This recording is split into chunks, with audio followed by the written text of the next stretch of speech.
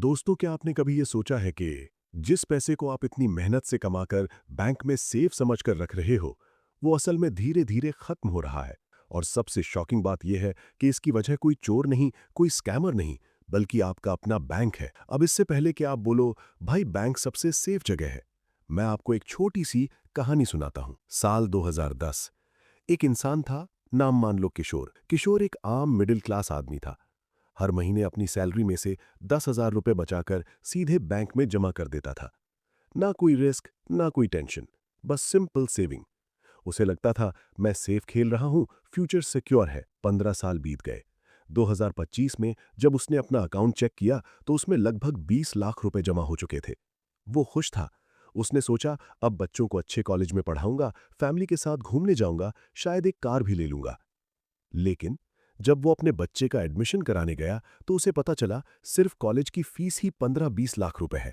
बाकी खर्चे अलग। और यहीं पर उसे असली झटका लगा।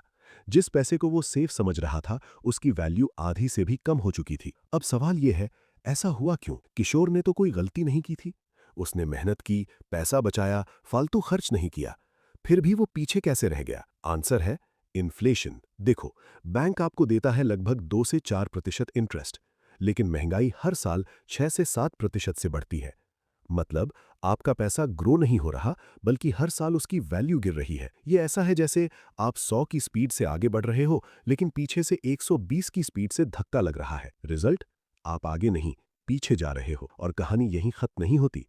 आपको लगता है कि बैंक कंप्लीटली सेफ है, तो एक बार हिस्ट्री देख लो। 2023 में अमेरिका के सिलिकॉन वैली बैंक और सिग्नेचर बैंक कोलैप्स हो गए। इंडिया में भी कई केसेस आए हैं जहां लोगों का पैसा सालों तक अटका रहा। और सबसे इंपॉर्टेंट बात, अगर कोई बैंक डूब जाता है तो आपको पूरा पैसा वापस नहीं मिलता।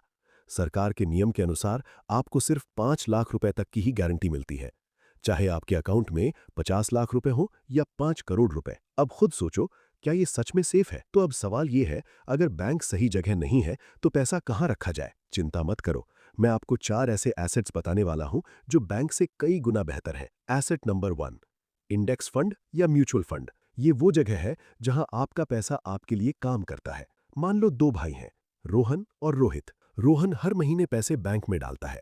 रोहित वही पैसे एसआईपी के जरिए म्यूचुअल फंड में इन्वेस्ट करता है। शुरुआत में दोनों बराबर थे, लेकिन 10 साल बाद रोहन के पास सेविंग्स तो थी, लेकिन ग्रोथ नहीं। वहीं रोहित के पास कंपाउंडिंग का मैजिक था।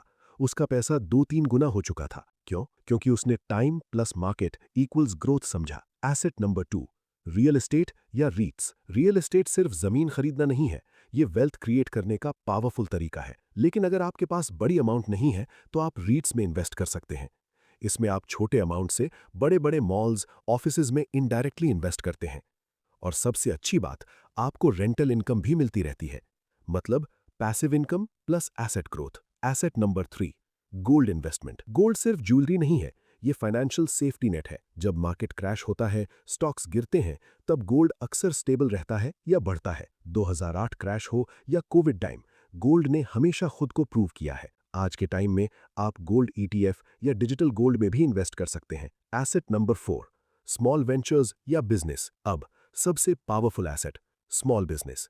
ये वही चीज है जो आपको जॉब से बाहर निकाल सकती है। एक छोटा लड़का था, उसने ऑब्जर्व किया कि लोग क्या खरीदते हैं और उसी के हिसाब से स्मॉल लेवल पर सेलिंग शुरू की। धीरे धीरे उसने अपने आइडियाज ग्रो किए और वही स्मॉल स्टार्ट उसकी बड़ी सक्सेस की फाउंडेशन बन गया। यही माइंडसेट डिफरेंस क्रिएट करता है, एम्प्लॉय वर्सेस क्रिएटर। तो अब एक बात बिल्कुल क्लियर है, प्रॉब्लम ये नहीं है कि आप पैसा नहीं कमा रहे, प्रॉब्लम यह है कि आप उसे सही जगह नहीं रख रहे। बैंक आपको सेफ फील कराता है, लेकिन साइलेंटली आपको पीछे खींचता है। अगर आप भी अभी तक यही सोचते थे कि बैंक ही सबसे सेफ जगह है, तो अब टाइम है सोच बदलने का। नीचे कमेंट करके लिखो, अब पैसा मेरे लिए काम करेगा। और अगर आप सीखना चाहते हो कि प्रैक्टिकली इन्वेस्ट कैसे करें, तो नेक्स्ट वीडियो जरूर देखना, क्योंकि वहां मैं आपको स्टेप बाय स्टेप गाइड देने वाला हूं। याद रखना, सेविंग आपको सुरक्षित रखती है, लेकिन इन्वेस्टिंग आपको आजाद बनाती है।